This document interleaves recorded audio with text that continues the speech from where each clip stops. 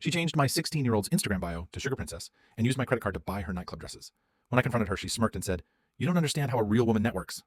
This morning, my daughter's photos were trending with a stranger's handle. I'm going more than just nuclear. 6 years after our baby girl was born, my wife was sitting on a bus that crashed into a pole.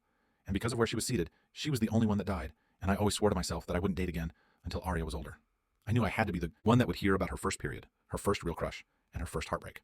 So, by the time she turned 14, we were more like best friends than anything else. I still don't know how she turned out so well.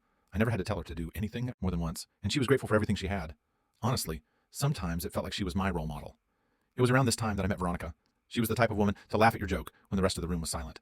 And when I realized I had a crush on her, I got scared.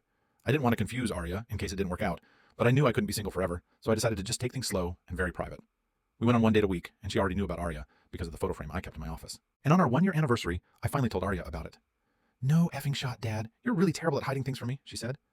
I burst out laughing, and the next week we hosted a barbecue and invited her.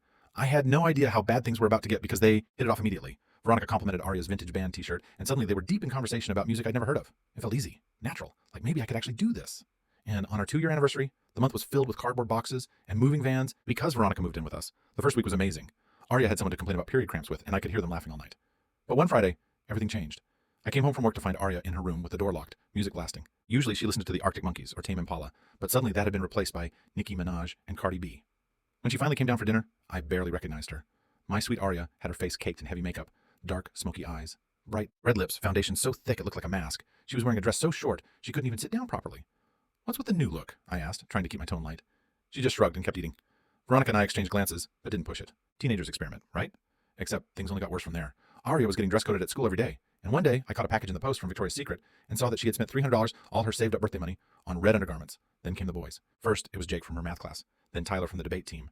At first, she told me they were just friends, and I believed her, but they'd show up at all hours, honking their horns instead of coming to the door. "This isn't like her," I told Veronica one night. "Something's wrong." Veronica sighed. "She's 16. This is what 16-year-olds do. She's testing boundaries." I wanted to believe Veronica was right, but my gut told me something else was going on. Aria had gone from my best friend to a stranger in just a few months. And then came the moment when everything clicked. I was fast asleep at 2:00 a.m. when I heard the front door creak open. I looked out the window and saw Aria getting into a car I didn't recognize. I didn't even waste time putting on pants. Just grabbed the car keys and followed them. They drove to a quieter part of town. Nothing dodgy, just less houses, no streetlights. I turned my lights off and made sure to keep my distance. That's when I saw it. A man who looked like he could be in his 40s, getting out of his car to let Aria out. When I saw him lean in to kiss her, my jaw dropped so hard I could practically hear it crack. I jumped out and ran towards him, ready to beat him until his organs were the same consistency of a smoothie.